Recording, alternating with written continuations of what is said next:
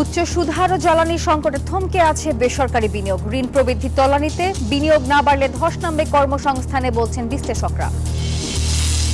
বিদ্যুৎ গ্যাসের ভোগান্তির জন্য দেশবাসীর কাছে দুঃখ প্রকাশ করেছেন প্রধানমন্ত্রী। আগামী কয়েকদিনের মধ্যে গ্যাস সংকট কেটে যাওয়ার আশাবাদ। এবং হাইড্রোজেন সালফাইডের বিষক্রিয়ায় 9 শ্রমিকের মৃত্যু। চট্টগ্রামের শিপইয়ার্ডে ঘটনা খতিয়ে দেখতে 2টি তদন্ত কমিটি গঠন। গাফিলতি পেলে ছাড় হবে না হুঁশিয়ারি কর্তৃপক্ষের। আমন্ত্রণ ব্যবসা বাণিজ্য ও অর্থনীতির সবশেষ খবর নিয়ে নিউজ 24 এর নিয়মিত আয়োজন পূবালী ব্যাংক পিএলসি বিজনেস টাইমে। সঙ্গে আছি আমি নাফিসা হক। দেখছিলেন সংবাদ। উচ্চ সুদহার, জ্বালানির সংকট এবং অর্থনৈতিক অনিশ্চয়তায় থমকে আছে বেসরকারি খাতের বিনিয়োগ। বাংলাদেশ ব্যাংকের তথ্য মতে জুন শেষে ঋণ প্রবৃদ্ধি কমে দাঁড়িয়েছে 4.47%, যা 33 বছরের মধ্যে সর্বনিম্ন। উদ্যোক্তারা এই বিষয়ে বলছেন, চলতি মূলধনের অভাবে থমকে যাবে উৎপাদন এবং ব্যবসা সম্প্রসারণ। কিন্তু অর্থনীতিবিদরা বলছেন, বিনিয়োগ না বাড়লে ধস নামবে কর্মসংস্থানে, আর তাই দ্রুতই জ্বালানি সংকট নিরসন এবং নীতিগত সংস্কার জরুরি। গ্যাস, বিদ্যুতের সংকট, উচ্চ সুদহার আর অর্থনৈতিক অনিশ্চয়তায় দেশি বিদেশি বিনিয়োগ। উৎপাদন চালু রাখতে যেখানে হিমশিম খাচ্ছেন উদ্যোক্তারা, সেখানে নতুন কারখানা বা ব্যবসা সম্প্রসারণের ঝুঁকি নিতে রাজি নন বেশিরভাগ উদ্যোক্তা। কেন্দ্রীয় ব্যাংকের তথ্য বলছে, গত বছরের জুলাইয়ে 10% উপরে থাকা ঋণ প্রবৃদ্ধি চলতি বছরের জুনে নেমে এসেছে 4.5%-এর নিচে। 1993 সালের পর বেসরকারি ঋণ প্রবাহে এটি সবচেয়ে বড় ধস, যা করোনাকালের চাইতেও কম। সাম্প্রতিককালে একটা জ্বালানি খাতে একটা সংকট দেখা দিচ্ছে। অনেক কলকারখানা তাদের পর্যাপ্ত চাহিদা মোতাবেক তারা গ্যাস সরবরাহ পাচ্ছে না, কোনো কোনো ক্ষেত্রে বিদ্যুৎ সরবরাহ বিঘ্নিত হচ্ছে। এই অবস্থায় প্রাইভেট সেক্টর ঋণ গ্রহণের ক্ষেত্রে সম্পূর্ণভাবে প্রস্তুত না। ব্যবসায়ীরা বলছেন, উচ্চ সুদ, ডলার সংকট ও রাজনৈতিক অস্থিতিশীলতার কারণে ঋণ প্রবাহ বাধাগ্রস্ত হচ্ছে। ফলে চলতি মূলধনের অভাবে শিল্প কারখানার উৎপাদন, বিনিয়োগ ও কর্মসংস্থান কমছে, যা অর্থনীতিকে দীর্ঘমেয়াদী ঝুঁকির মুখে ফেলবে। ওয়ার্কিং ক্যাপিটাল স্কুইজ হলে ব্যাপারটা যে শুধুমাত্র এক্সপানশনের জন্য তা না, আমাদের কিন্তু মোটামুটি ধরেন ডলার টার্মসে ওয়ার্কিং ক্যাপিটাল রিকোয়ারমেন্ট গত 3 বছর আগের তুলনায় 40%-এর মতো বেড়ে গেছে। টাকা 40% ডিভ্যালু করেছে।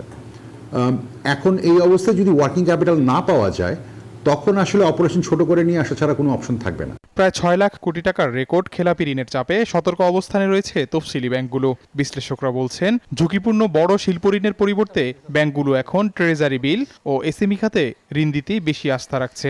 ব্যাংকগুলো কিন্তু এখন ঋণ প্রদানের ক্ষেত্রে অতি সতর্কতা অবলম্বন করছে, কারণ যেহেতু তাদের সামনে একটা অপশন রয়েছে ট্রেজারি বিল বা বন্ডে বিনিয়োগ করে মোটামুটি একটা ভালো মুনাফা অর্জন করা সম্ভব হয়।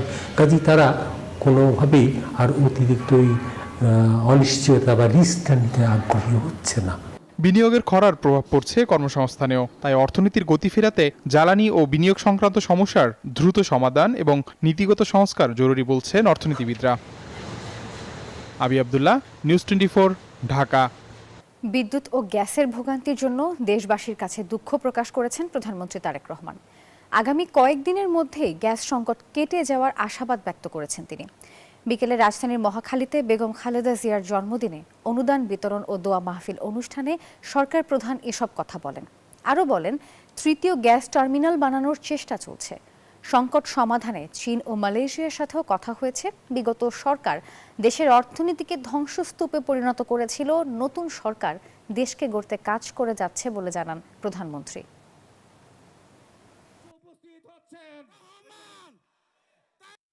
সমগ্র বাংলাদেশে মানুষ যে বিদ্যুতের কষ্ট পাচ্ছেন, আমি আন্তরিকভাবে তার জন্য দুঃখ প্রকাশ করছি। আল্লাহর রহমত থাকলে দ্রুতই আমরা এই অবস্থা থেকে মানুষকে বের করে নিয়ে আসতে পারবো। 3য় জাহাজটি চলে আসলে গ্যাসের সমস্যার সমাধান অনেকাংশে কমে যাবে। আমরা চাইনিজদের সাথে কথা বলেছি, তারা দ্রুততার সাথে চেষ্টা করছে এই জাহাজ তৈরি করে নিয়ে আসতে পারে বাংলাদেশে। এর মধ্যে আপনি দেখেছেন দ্রুততার সাথে আমি মালয়েশিয়ার প্রধানমন্ত্রী জনাব আনোয়ার ইব্রাহিমের সাথে কথা বলেছিলাম যে সহযোগিতা দেওয়ার জন্য, গ্যাসের সহযোগিতা দেওয়ার জন্য। তারাও চেষ্টা করছে আমাদেরকে সেই সহযোগিতা দেওয়ার জন্য। খুব শিগগিরই মোবাইল ফোন কিনতে ইএমআই বা কিস্তির সুবিধা দেবে দেশের সব ব্যাংক। বাংলাদেশ ব্যাংকের সঙ্গে এই বিষয়ে আলোচনা হয়েছে বলে জানিয়েছেন প্রধানমন্ত্রীর তথ্য প্রযুক্তি উপদেষ্টা রেহান আসিফ আসাদ। শনিবার রাজধানীর একটি হোটেলে টিআরএনবি আয়োজিত গোল টেবিল বৈঠকে এই কথা জানিয়েছেন তিনি।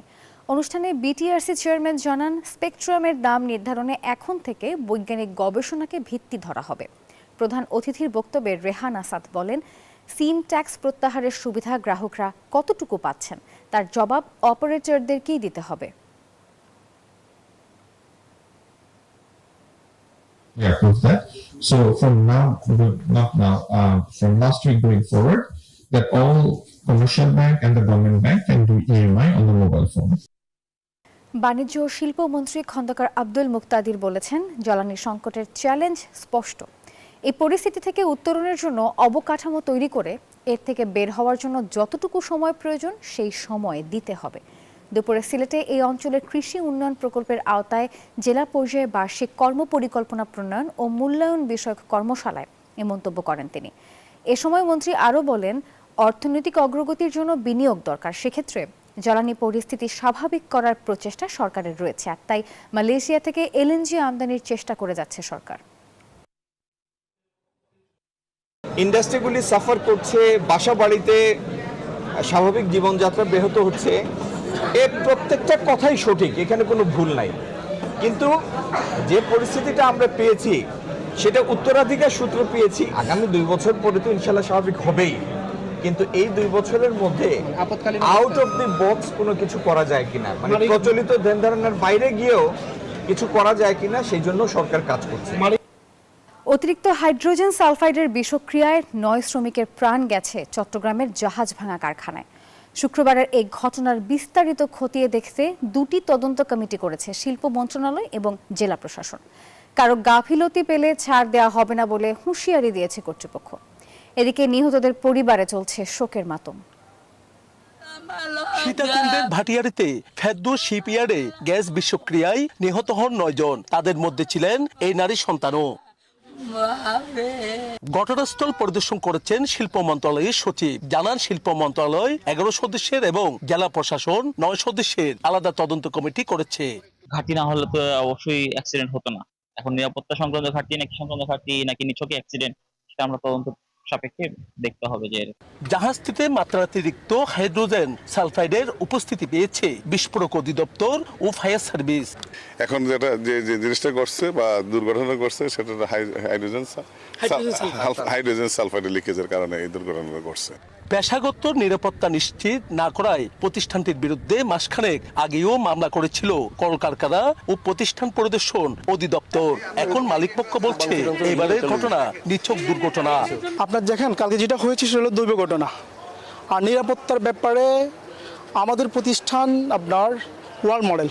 বিস্ফোরক অধিদপ্তরের তথ্য বলছে, চলতি বছরের প্রথম 6 মাসে চট্টগ্রামে জাহাজ ভাঙা কারখানায় দুর্ঘটনা ঘটেছে অন্তত 29টি। এইসব ঘটনায় নিহত অন্তত 12 শ্রমিক, আহত 25 জন। নয়ন বড়ুয়া জয়, নিউজ 24, চট্টগ্রাম। দেশের অন্যতম বৃহৎ চালের মোকাম কুষ্টিয়ার খাজানগরে কমেছে চালের দাম। মিলগেটে বিভিন্ন ধরনের চালের দাম কেজিতে 1 থেকে 2 টাকা পর্যন্ত কমেছে। ভোক্তাদের অভিযোগ, মিলগেটে সব ধরনের চালের দাম কমলেও খুচরা বাজারে তদারকি না থাকায় বেশি দামে চাল বিক্রি করছেন ব্যবসায়ীরা। দাম নিয়ন্ত্রণে প্রশাসনের নজরদারি বাড়ানোর জোর দাবি জানিয়েছেন ভোক্তারা।